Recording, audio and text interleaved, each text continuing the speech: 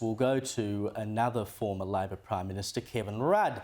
Now, as is often his wont, he this week launched an attack at this network in the form of a 4-page letter complaining that host Rita Panahi had made false statements about him. Now, this letter, by the way, was written by Rudd's taxpayer-funded advisor, Jared Owens.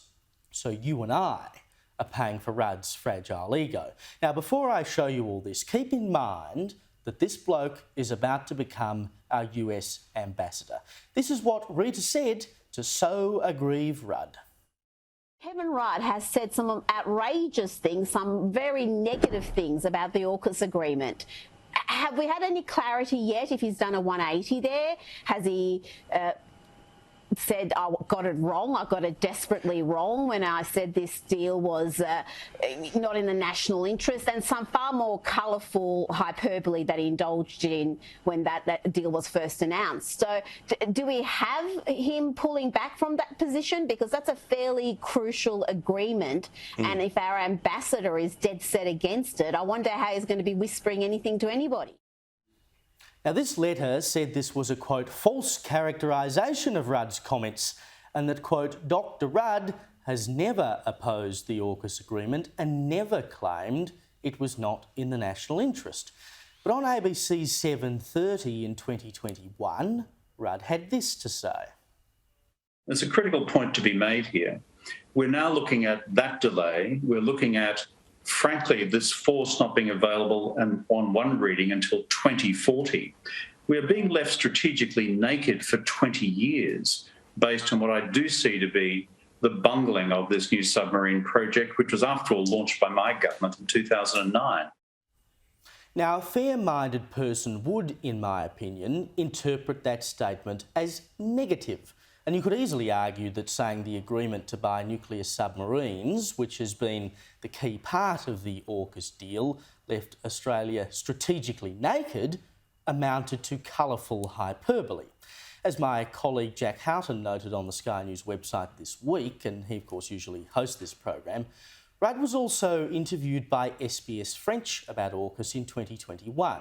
Rudd is quoted in the article as calling the ditching of the submarine deal with France in favour of AUKUS, quote-unquote, botched diplomacy.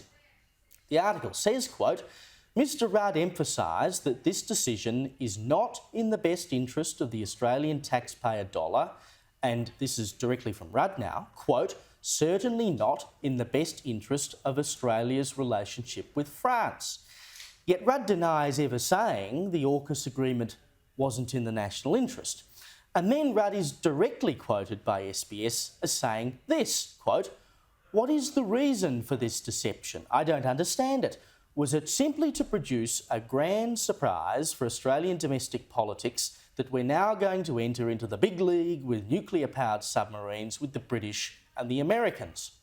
I suspect there was a domestic political agenda at play, which was for Scott Morrison to make himself look big, important and hairy-chested in dealing with his domestic Australian political audience on the nature of the China challenge, and he saw the French relationship as expendable, end quote. And in an opinion piece for French newspaper Le Monde, Rudd described the AUKUS alliance as creating quote-unquote doubts amongst the attendees of the Quad Summit and said that AUKUS would lend, quote, grist to the mill in China's global propaganda apparatus. I'm sure you at home can decide whether or not those comments qualify as negative. Kel, seriously, what a hide does Rudd have to write to Sky News, and I'm sure we're not the only media organisation that cops letters, but he writes to us complaining that we are wrong when he is very clearly on the record making comments that are negative about AUKUS. You can argue the toss about whether or not he supports AUKUS in the end, but he has made negative comments about AUKUS. Of course. Look, mind you, I could write a letter to Sky complaining that Caleb only asked me to make comments on people who are perfect and never make mistakes. We go from Paul Keating to Kevin Rudd. It makes life very difficult for us. So, but it's all right, I won't write the letter. It's difficult for us to understand how sensitive Kevin is.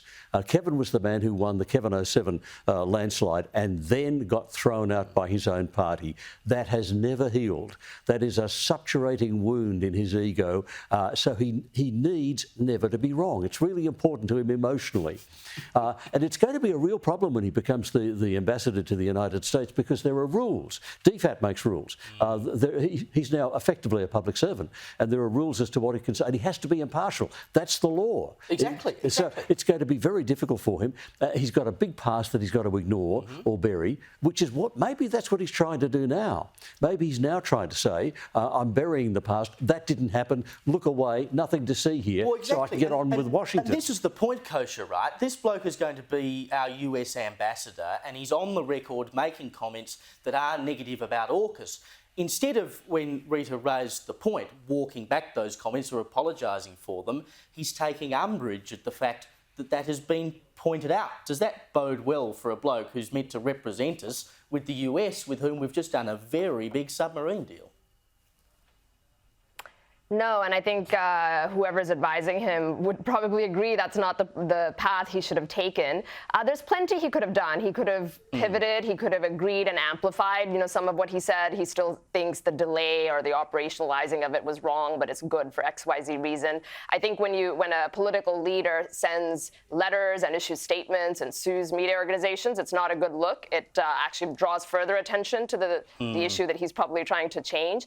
There's probably something else here at play. He's trying to smooth the way, I think, for him on his way to the US, and anything that could be deemed as controversial around this landmark deal he's trying to sweep under the rug that he may have said.